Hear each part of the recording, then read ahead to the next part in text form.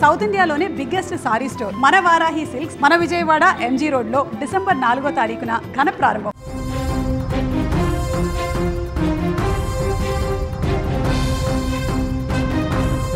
శ్రీలంకలో దిత్వా విధ్వంసం సృష్టించింది.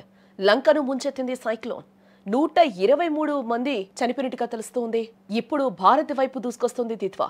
తీర ప్రాంతాల్లో హై టెన్షన్ వాతావరణం కనిపిస్తున్నట్లుగా కూడా తెలుస్తోంది. శ్రీలంక వణికిపోయింది. దిత్వా తుఫాన్ సృష్టించిన విధ్వంసానికి లంక అల్లాడిపోయింది. ఊహించని వరదలు, కొండ చర్యలతో పల్లెలు శవాల దిబ్బలుగా మారాయి. నిన్నటి వరకు 10ల సంఖ్యలో ఉన్న మృతులు నేటికి 100లు దాటారు. లంకను అతలాకుతలం చేసిన ఈ తుఫాన్ ఇప్పుడు మన దేశం వైపు దూసుకొస్తూ ఉంది. అసలు శ్రీలంకలో ఏం జరిగింది? ఇప్పుడు ఏపీకి పొంచి ఉన్న ముప్పేంటి? శ్రీలంకలో పరిస్థితి భయానకంగా ఉందని చెప్పుకోవచ్చు. దిత్వా దెబ్బకు ఆ దేశం కోలుకోలేని విధంగా నష్టపోయింది. నిన్నటి వరకు 56 మంది చనిపోయారని అంతా భావించారు. బట్ వరద నీరు తగ్గి సహాయక చర్యలు మొదలయ్యేసరికి అసలు విషాదం బయటపడింది. బురదలో కూరుకుపోయిన మృతదేహాలు ఒక్కొక్కటిగా బయటపడుతుంటే రెస్క్యూ టీమ్స్ కూడా చలించిపోతూ ఉన్నాయి. తాజా లెక్కల ప్రకారం చూస్తే మృతుల సంఖ్య 123 దాటినట్టుగా అధికారిక లెక్కలు చెప్తూ ఉన్నాయి. భారీ వర్షాలకు తడిసి ముద్దైన కొండలు ఒక్కసారిగా విరిగి పడ్డంతో 10ల సంఖ్యలో ఇళ్లు మట్టి దిబ్బల కింద సమాధయ్యాయి. చాలా మంది నిద్రలోనే ప్రాణాలు కోల్పోయిన సిచ్యువేషన్ శ్రీలంకలో నెలకొనుంది.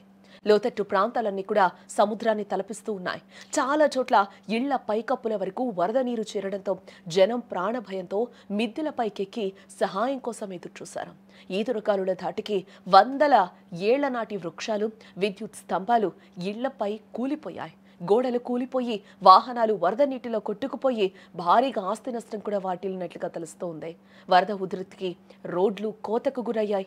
ప్రధాన రహదారులు తెగిపోవడంతో చాలా గ్రామాలకు బాహ్య ప్రపంచంతో పూర్తిగా సంబంధాలు తెగిపోయాయి. వరద తగ్గిన ప్రాంతాల్లో ఇళ్ల నిండా బురదమేట వేసింది. నిత్యావసర వస్తువులు, బట్టలు, సామగ్రి మొత్తం కూడా నీట మునిగి పనికి రాకుండా పోయాయి. ఒకసారి మనం విజువల్లో కూడా చూడొచ్చు.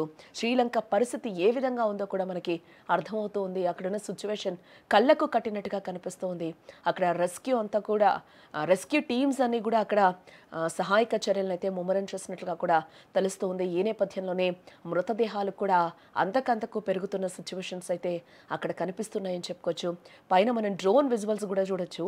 ఆ శ్రీలంక మొత్తం కూడా ఏ పాటి వరద నీటిలో మునిగిపోయిందో కూడా మనకి కనిపిస్తుంది. ఎక్కడ చూసినా కూడా ఆ ఇళ్లకి సగం మేర కూడా బురద నీరు నిలిచిపోయిన సిచ్యువేషన్ కనిపిస్తుంది. టోటల్గా అక్కడ రోడ్లు కానీ ఊరే కూడా కనిపించని సిచ్యువేషన్స్ అక్కడ నెలకొంది. పైనుంచి వచ్చే ఎగువ వరద కూడా ఏ విధంగా ఉధృతంగా ప్రవహిస్తుందో, ఏ విధంగా దూకుతుందో కూడా అక్కడ మనకి క్లియర్గా కనిపిస్తుంది. అక్కడ సహాయక చర్యలు కూడా ఏ విధంగా కొనసాగుతున్నాయో మనం చూస్తూ ఉన్నాం.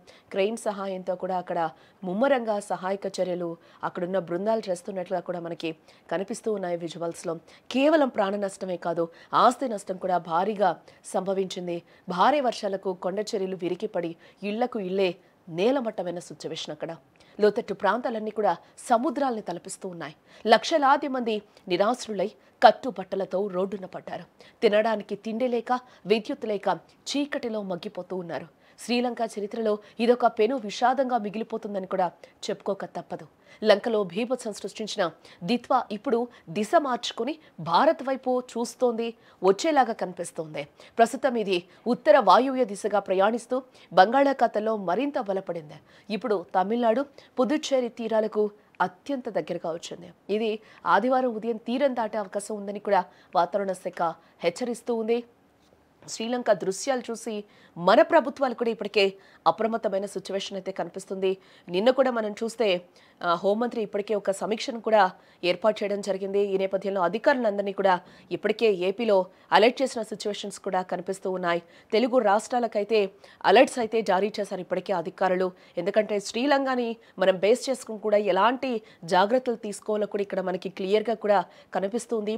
దిశ మార్చుకునే ఆ టైంలో ఈదురుగాలులు కూడా ఎక్కువ వీచే అవకాశం ఉంటుంది కాబట్టి అధికారులు కూడా చాలా జాగ్రత్తగా ఉండాలి, ప్రజలు కూడా అప్రమత్తంగా ఉండాలి అంటూ కూడా ఇప్పటికే సమీక్షలు కూడా ప్రారంభించడం జరిగింది ప్రభుత్వాలు. తుఫాన్ ప్రభావం కూడా దక్షిణ కోస్తా ఆంధ్రప్రదేశ్పై తీవ్రంగా ఉండే అవకాశం కనిపిస్తుంది. ముఖ్యంగా అటు నెల్లూరు, చిత్తూరు, తిరుపతి జిల్లాలకు కూడా రెడ్ అలర్ట్ ని జారీ చేశారు అధికారులు. ఇప్పటికే ఈ జిల్లాల్లో ఈదురుగాలులతో కూడిన భారీ వర్షాలు కూడా మొదలయ్యాయి. సముద్రం అల్లకల్లోలంగా మారడంతో మత్స్యకారులు వేటకు వెళ్లొద్దని ఇప్పటికే ఆదేశాలు కూడా జారీ చేశారు అధికారులు. లంకను ముంచేసిన దిత్వా ఇప్పుడు మన తీరంపై విరుచుకుపడేందుకు సిద్ధంగా ఉందని చెప్పుకోవచ్చు.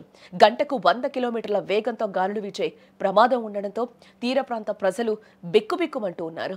రానున్న 24 గంటలు ఏపీకి, ముఖ్యంగా నెల్లూరు, చిత్తూరు జిల్లాలకు అత్యంత కీలకమని కూడా అధికారులు చెప్తూ ఉన్నారు. అధికార యంత్రాంగం, ఎన్డీఆర్ఎఫ్ బృందాలు ఎలాంటి పరిస్థితినైనా ఎదుర్కోవడానికి సిద్ధంగా ఉన్నాయని చెప్పుకోవచ్చు.